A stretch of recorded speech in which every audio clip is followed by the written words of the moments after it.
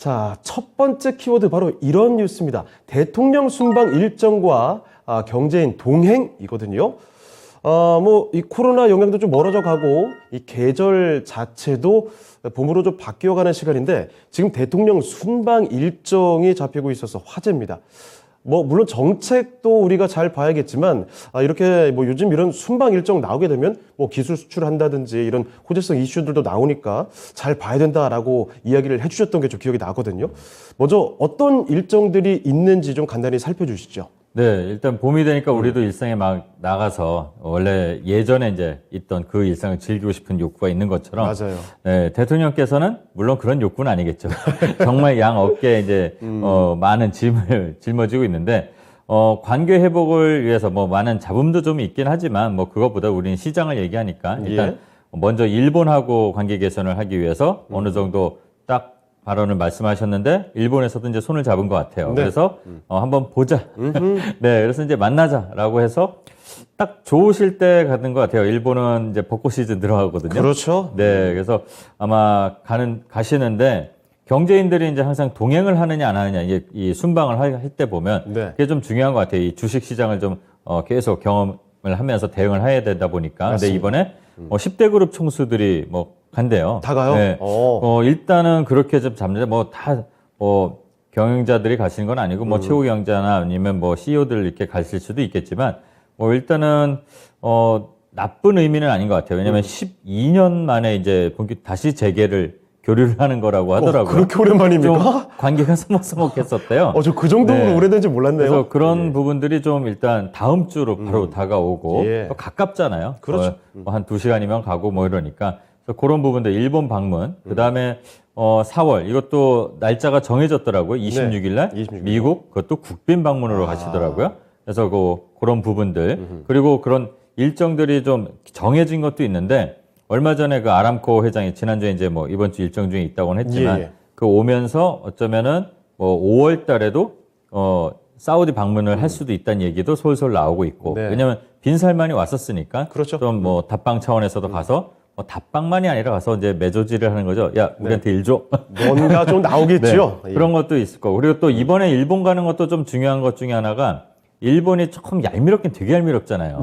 오늘 야구 한일전에서 이겨줬으면 좋겠는데 어쨌든 네 단서가 좀 담겨 있어요. 교도통신인가 거기서 나온 게 있는데 보면은 우리가 일본에 가서 일본하고 자기들이 원하던 이제 우리 답을 좀 원하는 게 있겠죠. 그 한일 관계 다른 문제에서 그걸 봐서 G7 회의에 이제 참석. 원래 이제 G7이 아니기 때문에 우리는 이제 초청으로 가긴 하는데. 네.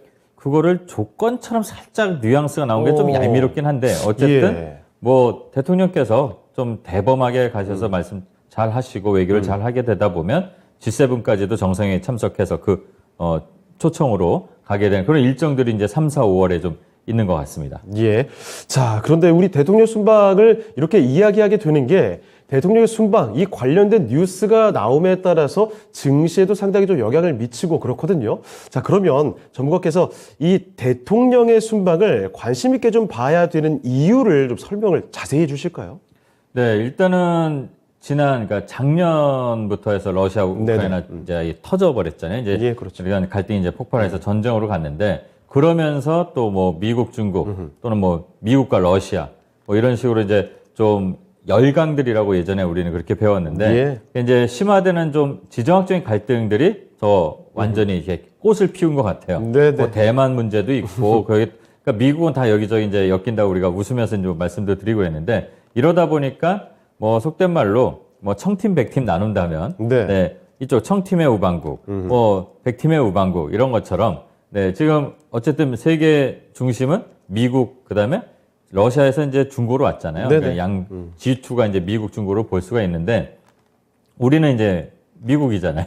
어떻게 보면 네, 중국하고도 친해지려고 했는데 그렇게 좀 소원해지는 관계가 되는 거는 또 미국하고 친해지게 되는 것 때문인 것도 있고. 근데 사실 양쪽에서 좀 곤란하긴 합니다. 네, 잘 중재를 할 수 있는 힘을 좀 키우면 될 거는 같은데 그거는 정치하신 분들이 알아서 하겠고 일단은 어쨌든 이러다 보니까 미국에서 지금 주도해서 전 세계 자기네 쪽으로 이렇게 좀 힘의 균형을 맞추려고 하고 그 힘의 균형이라는 게 그냥 싸우고 이런 게 아니잖아요. 요즘에는 싸움을 하기 전에 일단 힘의 우위를 보여주려면 경제적인 것도 있고 그다음에 반도체나 뭐 이런 각종 뭐 수출, 무역에 대한 것들을 갖고 자기네들한테 유리하게 하는 것도 있고 이런 게 이제 뭐 좀 어떻게 보면은 살짝 한 팀으로, 원팀으로 이렇게 좀 구성하려는 쉽게 풀어서 말씀드리자면 그런 게 정상 외교가 요즘에는 그렇게 보이는 것 같아요. 그래서 이게 우방국들끼리 우리도 그렇고 우리는 또 미국하고 뗄래 뗄 수 없는 게 북한 문제에서도 미국에 좀 힘을 받아야 되는 것도 있고 통일을 예. 하던 싸우던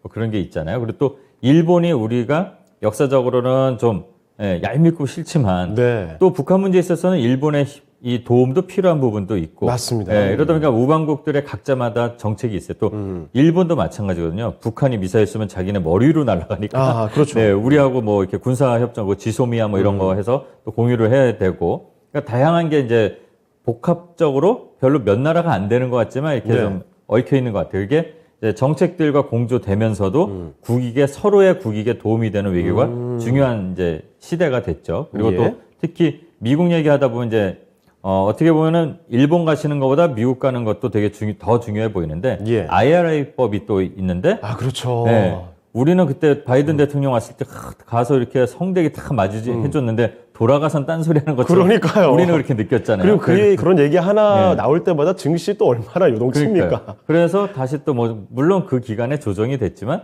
이번에 또 이제 가신다고 하니까 국빈으로 또 환대를 해줄 것 같으니까 기대감에 움직이는 종목들도 나오거든요. 그래서 이렇게 한국 기업 이익을 위한 뭐 외교들이 좀 절실한 관계가 있는 게 이런 순방에 있습니다. 그리고 아까 말씀드린 처음에 한일 관계 개선, 역사적인 거는 어쨌든 계속 풀어나가야 될 문제긴 하지만 일단 경제적인 측면에서 보면은 그 반도체 관련해서 제일 뭐 타격도 좀 입었고 또 그런 타격을 받았지만 의외로 또 우리한테는 얻은 것도 있어요. 네. 그런데 우리의 힘이 커져서 지난 시간에 말씀드렸던 우리 세계 1위 기업 중에 반도체 기업들이 막 그렇죠. 성장 계기가 된 것도 있고 근데 어쨌든 지금 갔을 때 일본도 마찬가지로 우리가 좀 필요한 게 있을 거예요, 분명히. 반도체나 또는 수소 관련해서 그걸 또 논의한다는 얘기도 나오니까 서로의 이제 국익 시너지만을 보고 가서 이제 정상회담을 한다면 이런 것들이 다 도움이 되지 않을까. 그래서 필요한 거 아닐까 이렇게 생각을 또 하고 있습니다. 네. 지금까지 참 특히 지난해 러시아와 우크라이나 간의 전쟁 터지고 나서 이 지정학적 갈등에 대한 이야기 참 많이 이야기를 했죠. 물론 뭐 그 이전에도 우리나라는 이런 지리적인 위치상 그런 얘기를 참 많이 할 수밖에 없었습니다. 자, 그래서 이런 지정학적 갈등으로 인해서 우방국의 협력 강화가 필요하다라는 점. 그러니까 이런 갈등 양상에 따른 증시 불안을 다들 공감하실 거 아닙니까? 자, 그리고 지금까지 이렇게 외교가 잘 풀려갔을 때 증시에 호재가 될 만한 그런 이슈들, 이야기들도 같이 나왔기 때문에 잘 눈여겨봐야 된다는 점 말씀해 주셨고요. 특히나 미국이나 일본과의 외교적인 관계 잘 증진이 되게 되면 여기에 국익으로 연결된다는 점, 특히 미국 쪽에서는 IRA 법안 관련된 이야기도 말씀해 주셨고요. 그리고 또 그동안 많이 경색되어 왔던 한일 관계와 관련된 움직임도 추적할 필요가 있다는 점을 말씀해 주셨습니다. 자, 그렇다면 구체적으로 우리가 또 어떤 섹터를 봐야 될지 이것도 궁금하고요. 그리고 혹시나 또 유의해서 접근해야 될 포인트도 있을까요? 네. 일단은 뭐 구체적으로 먼저 일본을 보게 되면 일단 일본 하면은 뭐 가장 한국 사람들이 제일 많이 가볍게 쉽게 갈 수 있는 여행지는 일본입니다. 뭐 그렇죠. 도쿄. 네. 뭐 분명히 넘버원일 것 네. 같아요. 지금 딱 시즌이 뭐 도쿄, 뭐 예. 오사카, 교토 이렇게 남쪽에서부터 올라오는 벚꽃 시즌이기도 하고 네. 놀러 가고 싶네요. 그러니까 여행 관련주 봐야겠죠. 네. 뭐 항공 관련주. 그리고 얼마 전에 이제 뉴스 뭐 최근에 나온 게 이제 그렇더라고요. 이제 코로나 이전, 그러니까 평범한 때 그때 영업이익보다 지금 LCC 회사들, 뭐 제주항공이나 뭐 진에어나 이런 회사들이 영업이익이 평균적으로 15% 이상 올랐대요. 네. 네, 그만큼 지금 폭발적으로 갑니다. 이제 막 가게 되니까 뭐 입국되기가 한 2시간, 3시간 걸린다고 할 정도예요. 예. 오사카 같은 경우가. 그래서 여행 항공주를 좀 봐야 될 것 같고, 근데 실질적으로 잘 따져보면은 원래는 우리나라에서 일본을 가는 관광객이 너무 많아요. 네. 일본에 아마 1위나 2위에 우리나라가 있을 거예요. 근데 예. 여행 수지에서 보면 우리가 좀 적자에 좀 하는데 우리가 놀러를 더 가니까. 근데 반대로 일본 사람들이 놀러 오는 거는 한국에 카지노 하러 오는 그런 손님들도 있고 예. 수학여행을 또 많이 와요. 그러니까 그래요? 어쨌든 이런 네, 정상적인 항공편이 운행이 된다 그러면 당연히 항공주가 먼저 움직임이 나올 거고 우리 관광객들이 많이 간다면 대형 여행사들 뭐 항상 여기서 말씀드렸지만 대장은 하나투어, 모두투어 이렇게 갈 거 움직임이 나올 거고 카지노가 이제 뭐 예를 들어 파라다이스라는 회사가 주가에서도 예전에 잠깐 보여드렸지만 계속 드라백이라고 해서 이제 이 금액이 커지고 있답니다. 네. 이제 일본 관광객들이 또 그런 걸 좋아하니까 그런 부분에 대해서 기대해 볼 만하고요. 또 일단은 이 한일 관계가 안 좋아지면서 뭐 우리가 제일 타격을 받을까봐 또는 살짝 어려움을 겪었던 부분들 반도체 이제 소재 가공 분야에서 그렇죠, 역시. 예, 근데 이제 우리가 다시 우리 힘으로 그거를 극복해 나가서 뭐 영창 케미칼이라든가 그때 뭐 백광산업, 가성소다 관련해서 이런 회사들은 자생력을 키우면서 오히려 득이 됐는데 예. 어쨌든 아직까지는 일본하고 계속 좀 교류를 좀 필요성이 서로들 있으니까 그런 부분들이 좀 수혜를 어쩌면 받을 수도 있는 부분이 조금 있는 것 같고 또 수소 산업을 이번에 가서 논의할 때 과연 어떤 분야가 이제 어떤 섹터를 갖고 얘기할지 모르겠습니다만 그런 부분도 좀 관심을 가져볼 만합니다. 수소 관련해서 예. 수소는 일본 말고도 다른 쪽으로도 관심을 가져야 되니까요. 그리고 중요한 건 이제 컨텐츠라고 저는 또 봐요. 콘텐츠. 의외로. 네. 예전에는 또 옛날 사람 얘기하는데 제가 네. 저 때는 뭐 해적판 일본 노래나 뭐 이걸 구하기 위해서 뭐 신청 불법으로 갔었어요. 예, 근데 예. 지금은 반대가 됐잖아요. 한류의 컨텐츠 힘이 더 세져서 네. 일본에서도 뭐 옛날에 그 연사마 시절보다 더 뛰어넘는 네, 뭐 BTS가 네, 애국자죠. 네. 그래서 그렇게 이제 우리 컨텐츠가 어떻게 보면 살짝 우위에 있는 게 저는 이루어졌다고 봐요. K 콘텐츠, 네. K 그 컬처에 대한 글로벌 관심도가 뭐 압도적으로 높아졌습니다. 그렇죠. 그러니까 뭐 전 세계적으로도 그렇지만 특히 일본은 가깝게 예. 왔다 갔다 하고 또 일본 사람들이 많이 오는 명동이나 이런 데 가보면은 진짜 뭐 BTS 멤버들의 쭉 얼굴이 프린트된 양말도 예. 팔 정도로 이렇게 해서 그 인기가 많으니까 그런 컨텐츠 관련해서는 우리한테는 어쩌면 유리하지 않을까. 왜냐면 또 일본 가시는 거 말고도 중국하고도 관계를 잘 풀어가는 지금 단계에 있으니까 예. 중국에서 한한령 해제 기대감과 일본에서 컨텐츠를 우리에게 이제 좀 관심을 갖는 게 시너지가 난다면 오히려 여행, 항공 이런 반도체보다도 컨텐츠에서 나중에 좀 더 차근차근 올라가는 게 나오지 않을까. 왜냐면 또 우리나라 3대 뭐 엔터 회사들, 뭐 4대, 3대 하는 엔터 회사들이 대부분 일본에 가서 또 공연을 많이 하고 맞습니다. 얼마 전에 그 그룹 이름을 잘 모르겠는데 YG 소속인가요? 뭐 예? JYP 소속 순회 공연하는 걸 했는데 엄청난 인원이 몰렸었대요. 아, 그래요? 네. 그러니까 그런 부분들까지도 기대해 볼 만합니다.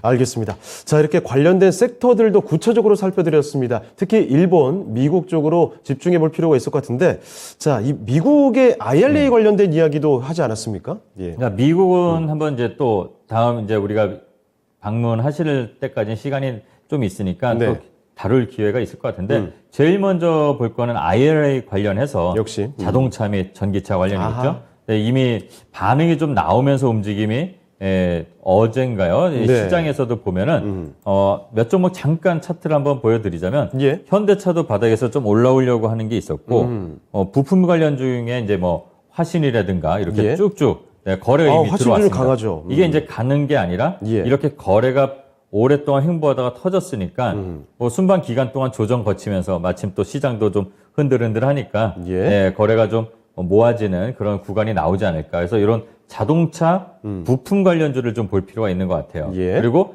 현대기아차잖아요. 우리나라는 어차피 독과점이고 그렇죠. 수출을 돼 있고 그럼 거기에 따라간 공장을 지은 회사가 있어요. 예. 큰형이 가니까 나도 갈래 이러고 너네도 와라 이래갖고 간 그런 회사. 네, 뭐 화신도 있고요. 예. 그다음에 뭐 범퍼 만든 성화이텍부터 해서 뭐 이런 SL이라든가 SL 까지. 바닥에서 지금 거래가 살짝 이렇게 차트를 보면은 예. 네, 좀 들어와 있습니다. 어제 들어왔네요. 네, 어제 이렇게 들어오기 시작하는 종목들이 있습니다. 이런 것들을 좀 봐야 되고 그다음에 이제 뭐니 해도 작년에 IRA 제일 먼저 반응을 한 게 신재생. 역시 신재생. 네, 그 제가 토마토 왔을 때 제일 먼저 대명에너지 갖고 이렇게 해서 네. 대명신상원 했는데 태양광 네. 그리고 이제 태양광보다도 또 원전주가 또 조금 움직이더라고요. 네, 이제. 반응이 나왔습니다. 네. 그래서 원전주도 보시려면 항상 일단은 이게 정말 이 섹터가 움직여 이러면 대장을 봐야 됩니다. 예. 네, 대장 역할을 하는 두산 에너빌리티도 이렇게 네. 움직임이 좋아졌고요. 그다음에 뭐 뭐니 해도 뭐 한전 KPS라든가 뭐 한전기술 이런 회사들 그리고 작은 회사들 중에서는 뭐 우진이니 보성파워텍이니 그다음에 뭐 G2파원 이런 종목들 이미 움직임이 좀 나와요. 그리고 중요한 게 올해는 풍력, 수소는 전 세계적으로 좀 봐야 된다. 뭐 골드만삭스나 이런 데서도 리포트가 나올 정도니까 풍력 관련주 그리고 수소, 그 풍력에서도 해상 풍력 하면 또 우리나라가 되게 강점이 있는 회사들이 꽤 있어요. 예. 뭐 삼강에 이름이 바뀌었죠. 그렇죠. SK 오션 플랜트, 플랜트. CS 윈드 이런 회사들이 있으니까 이런 것들 좀 봐야 되고 또 뭐니 해도 반도체를 좀 잘 봐야 되는데 반도체는 조금 경계심을 갖고 좀 봐야 될 것 같아요. 우리의 이익만을 위해서 이 IRA법을 가이드라인에 수정하진 않을 거고 예. 국빈 방문했는데도 우리가 가서 우리한테 좋게 해줘라고 이렇게 할 수는 없는 거기 때문에 그런 분야들을 일단은 좀 잘 살펴봐야 될 구간은 이제부터라고 좀 봅니다. 네, 알겠습니다. 자, 이렇게 대통령의 순방 일정과 관련된 이야기를 전해드렸습니다. 외교적인 이야기와 함께 증시에도 참 큰 영향을 미치는 거 알고 계실 텐데, 일본 그리고 미국의 순방 일정과 관련된 섹터까지 이야기를 해봤습니다. 여행, 항공, 카지노부터 문화 콘텐츠, 그리고 반도체, 그리고 또 수소를 비롯한 신재생 에너지 관련된 종목들 기억해 주시고 자동차 특히 부품주들 쪽으로 눈길을 두셔도 어떨까 싶네요. 자, 그러면 첫 번째 위클리 투자 뉴스 맞춰보고 두 번째 뉴스로 가보겠습니다. 두 번째 주제 좀 띄워주시죠. 자, 두 번째 주제. 양자 컴퓨터입니다. 슈퍼컵을 뛰어넘는 양자 컴퓨터. 위클리 투자 뉴스의 선견 지명인가요? 네. 이미 저희가 앞서서 한두 달 전에 미리 말을 했던 것 같은데 네. 시장에 드디어 관심이 좀 모이고 있습니다. 정책적으로도 지금 기대감을 갖게 되는 이야기들이 나왔는데 일단은 이게 뭔지 모르는 분들이 많아요. 그래서 양자 컴퓨터가 뭔지 간단하게 설명 좀 부탁드리겠습니다. 네, 진짜 어려워요. 이 주식을 하다 보면 다 아는 줄 알아요. 아니 주식에서 양자가 무슨 얘기입니까? 물리학이나 나오는 얘기지. 그러니까 물리학에 나오는 그 얘기는 맞는데 어쨌든 쉽게 풀어서 설명을 해드리자면 저희가 뭐 깊이는 없습니다.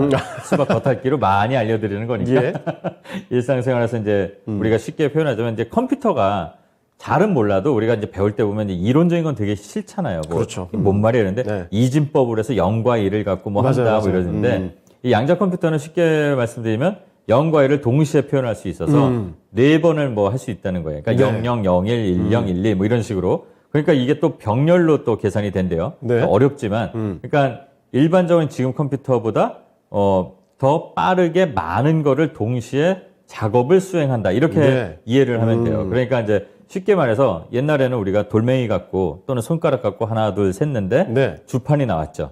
근데 주판에서 컴퓨터가 나온 거예요.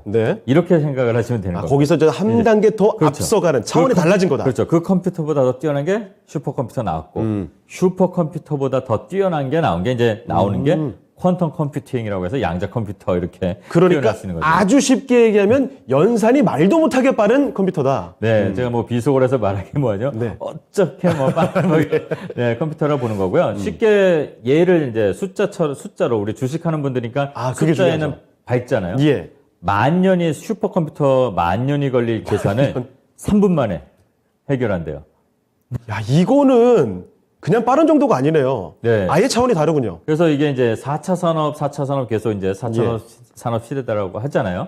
이 4차 산업을 완성시킬 도구인데 마침 우리가 또 선견지명이 뭐 2달 전에도 얘기 드린 것도 있지만 한 2, 3주 전에도 국가 전략 중에 신성장 전략 4.0 이거 말씀드릴 때도 양자가 들어갑니다 해서 뭐 또 웃으면서 말씀을 드렸는데 이번 주에 이제 뉴스가 나온 거죠. 국가 양자 비전 및 발전 전략을 발표하겠다 상반기 중에. 그렇죠. 그러니까 육성 방안 요거 육성하겠다라는 거를 내놓겠다라는 거잖아요. 처음엔 뉴스 제목만 봤을 때는 좀 이상했어요. 뭐 양자 선언 이렇게 나왔는데. 양자 선언이 뭘까? 양자 컴퓨팅 시대 뭐 이러면 되는데 그렇게 이제 정부에서도 지금 관심을 갖고 그리고 그때도 잠깐 말씀드렸지만 지금 뭐 이 분야는 미국, 중국이 뭐 패권을 다투려고 하고 미국이 앞서고 그러는데 뭐 미국이 지금 메이저리그라면 우리나라는 사회인 야구다 이렇게 말씀을 드렸잖아요. 네네네, 맞습니다. 우리나라가 많이 쫓아가야 되는 입장입니다. 그래서 정부에서 이 정책을 정말로 본격적으로 시작을 하게 되면 요거는 약간 정치적인 성향과 상관없이 국가를 위해서 미래를 위해서 하는 것 같아요. 전 정권에서도 문 대통령도 양자 컴퓨터, 윤 대통령도 양자 컴퓨터에는 중요성을 갖고 말씀들을 계속 하셨기 때문에 그래서 관심을 갖고 봐야 되는 것 같고 그래서 말씀을 드렸던 건데 이제서야 좀 빛을 보면서 거래가 들어오는 것 같더라고요. 네, 알겠습니다. 양자 컴퓨터, 이 양자 역학 뭐 이런 얘기를 떠올리시니까 어렵게 받아들이실 수도 있는데 우리가 뭐 공학자는 아니죠. 쉽게 받아들이시죠. 그러니까 기존의 컴퓨터보다 차원이 다를 정도로 연산 수행 능력이 속도가 말도 못하게 빠른 그런 컴퓨팅 기술이다라는 점을 생각해 두시면 되겠습니다. 정말 4차 산업혁명 시대에 정말 수많은 데이터 연산 처리 능력이 중요해지는데 그래서 양자 컴퓨팅이 필요하다라는 점을 많이들 공감하시지 않을까 싶어요. 자, 그러면 중요한 게 양자 컴퓨팅 이 시대가 열리면 어떻게 변화가 될까? 이 양상을 좀 궁금해지거든요. 이 변화 양상을 알아야 투자에 접목시킬 수 있을 것 같습니다. 어떤 변화가 예상이 되십니까? 네, 일단은 계산이 빠르다고 해서 숫자, 계산기 예. 기능은 아니에요. 그렇죠. 그러니까 쉽게 이제 예를 들으려고 말씀드렸던 건데 일단 뭐 구글이 2019년에 이제 개발한 시커머라는 슈퍼컴퓨터로 1만 년 걸릴 거를 뭐 단 200초 만에 풀어냈다 이래서 이제 쉽게 그게 이제 세계적으로 알려져 있던 이런 건데. 예, 만년과 200초는 정말 차이가 네. 너무 큰 거 아닙니까? 그래서 일단은 우리가 살아가는 데 있어서 변화가 나는 거는 쉽게 예를 들어서 말씀드리면은 일단은 새로운 정보 전쟁이잖아요. 지금 요즘 그렇죠. 세상이. 예. 뭐 일단은 미사일 쏘고 뭐 총 쏘고 이러는 거보다 그 전에 정보를 해킹을 하고 막 이런 네트워크 해킹. 시대인데 네, 그런 각종 통신 네트워크 아무나 이런 게 되게 중요하잖아요. 예. 네, 그런 것들 해결하고 해독하고 또 우리가 또 새로 네트워킹을 강화하는데 가장 도움이 많이 되는 게 아마 이 컴퓨터 기술이 활용이 될 것 같아요. 그래서 예. 지금의 컴퓨터로도 해결하기 어려운 게 많습니다. 예를 네. 들어서 뭐 신약을 만들 때도 많은 패턴 조합을 해봐야 되는데, 그렇죠. 네,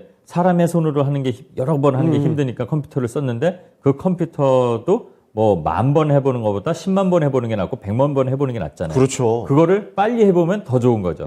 이렇게 이제 예를 들면 그래서 이론상 슈퍼컴퓨터보다 30조배. 30배가 아니라 조배요. 조배예요. 그러니까 우리가 쓰는 컴퓨터보다는 1경배.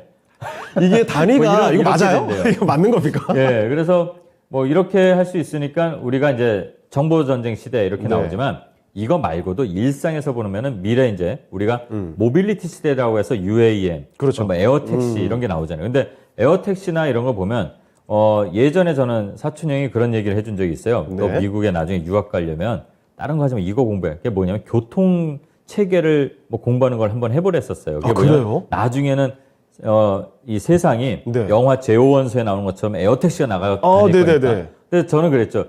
아니 그 길이 없으면 막 무너지지, 그러니까 부딪히지 않을 거냐. 예. 근데 그런 거를 최적화된 시간에서 연산을 통해서 길을 빨리빨리 찾아주고 사고를 방지해 줄 수 있는 게 기냥 컴퓨터가 아니겠죠. 예, 예. 네, 그리고 한 도시만이 아니라 그게 하나하나 모여서 전 세계가 이렇게 되니까 비행기도 마찬가지고. 네. 예, 그런 데서도 당연히 도움이 될 거고 아까 이제 패턴 분석하는 거 말씀드렸지만 신약 개발하는데 네. 보통 10년 걸린대요. 그것도 10년이 걸려서도 성공을 장담을 못 하는데 그 패턴 조합하고 이러는 거를 좀 단축시키는 효과가 있겠죠.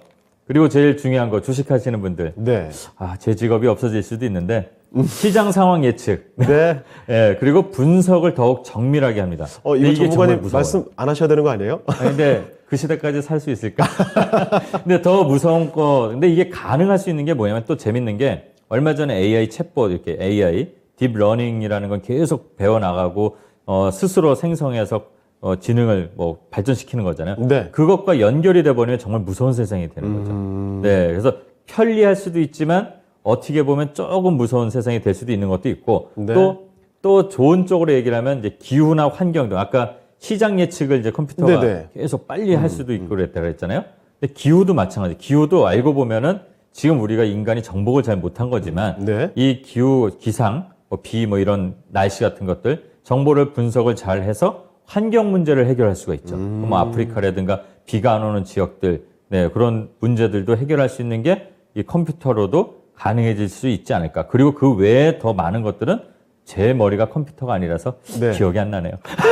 지금 들은 것만 해도 뭐 충분히 많습니다. 일단 뭐 통신 네트워크와 군사적인 활용 이야기부터 해주셨는데 여기에다가 모빌리티 미래 모빌리티 시대 아니겠습니까? 이제 뭐 하늘을 나는 택시도 나올 텐데 여기서 뭐 최적의 경로를 뭐 계산한다든지 또는 신약 개발에 대한 어떻게 보면 전혀 다른 분야인 것 같지만 여러 가지 쓰임새가 나온다는 겁니다. 거기에다가 또 시장 상황에 대한 예측과 분석 그리고 우리가 항상 고민하고 있는 이런 기후 변화에 대한 앞으로의 어떤 변화를 예측하면서 이런 난제 해결 가능성까지 양자 컴퓨팅 시대에 열리지 않을까라는 점, 활용 방안은 뭐 무궁무진하지 않을까라는 생각이 드네요. 자, 그러면 이렇게 중요한 양자 컴퓨팅 세계적으로도 정말 개발이 뜨겁게 진행되고 있습니다. 분명 그럴 텐데 세계적인 개발 흐름도 좀 짚어주실까요?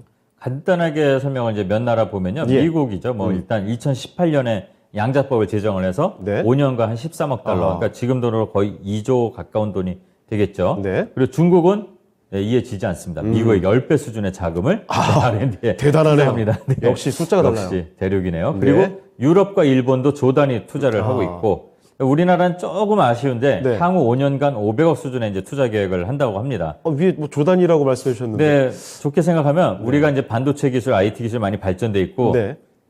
좋은 말로, 속된 말로 국뽕이라고 하잖아요. 우리나라 사람들이 머리가 더 좋으니까 따라갈 수 있다? 파이팅 하기로 바라야 될 것 같습니다. 알겠습니다. 자, 그러면 이제 더 뭐 구체적인 얘기 좀 해보죠. 대표적인 종목들이 어디 있을까? 앞서서 저희가 또 언급해 드렸지만, 이미 지금 튀어오르고 있는, 도약하고 있는 종목들이 있습니다. 양자 컴퓨팅과 관련된 대표적인 종목들 흐름 좀 살펴주실까요? 네, 이게 정말 이 양자 컴퓨터가 시세가 나와서 다행이에요. 정말로 네. 저희가 계속 말했는데 안 나왔으면 뻘쭘할 뻔했어요. 정말 가는 속된 것도 말로. 한 번에 네. 정말 훅 가더라고요. 네, 근데 일단은 계속 힌트는 여기서 종목명 이런 게 있다 말씀을 드렸습니다. KCS, KCS. SK텔레콤하고 양자 암호 원칩을 개발을 합니다. 그래서 네. 어제 오늘도 오늘같이 시장이 안 좋은데도 상한가로 마감을 했어요. 좀 대단하더라고요, 정말. 그리고 이제 우리넷 여기도 SKT랑 양자 암호 기반에서 전송 암호화물들 국정원 인증을 취득을 했고요. 예. 또 우리로라는 회사도 있고 그다음에 여기서 좀 몇 번 또 말씀드렸던 디름 시큐리티. 예. 여기 이제 암호기술연구센터를 독자적으로 개소를 했고 또 이 양자 관련 기술을 우리나라 과학기술원하고 기술 이전을 받은 최초의 기업이고 또 이 회사는 보안 관련해서도 또 장점이 있습니다. 예. 그리고 뭐 코이버, 또 여기도 SKT하고 같이 시험망삼에 참여를 했습니다. 그리고 네. 텔레필드. 근데 여기 이렇게 이런 종목들이 있는데 잘 봐둬야 될 게 SK텔레콤입니다. SK텔레콤이요. 서너 군데 회사하고 연결이 돼 있어요. 아하. 네, 그래서 이렇게 통신회사들도 봐야 되는 거, 그런 것들을 좀 잘 보면서 지금은 KCS를 지금 여기 차트를 한번 잘 보시면 예. 상한가 두 방 나왔습니다. 지금. 그렇습니다. 거래 막 터졌고. 네. 근데 이거는 지금 쫓아가면 안 됩니다. 이제 조정을 기다려야 되겠죠. 그렇죠. 그리고 2등주다, 3등주다 막 하고 있는데 아직 시세가 제대로 나온 게 아니니까 드림 시큐리티도 이렇게 예. 우리가 그때 말씀을 드렸지만 거래를 모으면서 이렇게 올라왔어요. 네, 그리고 드림 시큐리티는 뭐 실적도 괜찮은 것 같고 일단은 뭐 제가 이 회사를 좋아하고 이런 게 아니라 저는 네. 강한 놈을 좋아하는데 네. KCS는 너무 높으니까 너무 한 이런 방이라서. 종목들 조정할 때 그래도 강한 놈을 먼저 살짝 보면서 이제 대응해봐도 되지 않을까. 그러니까 살펴보면서 그리고 지금 당장이 아니어도 네. 앞으로 성장성이 있는 회사들 그리고 안정적으로 계속 꾸준히 갈 수 있는 종목들 취향에 맞게 한번 공부해 보셔도 되지 않을까? 그런 생각이 듭니다. 네. 자, 이렇게 위클리 투자 뉴스 두 번째 양자 컴퓨팅과 관련된 소식까지 전해드렸습니다. 참고해 보시고요.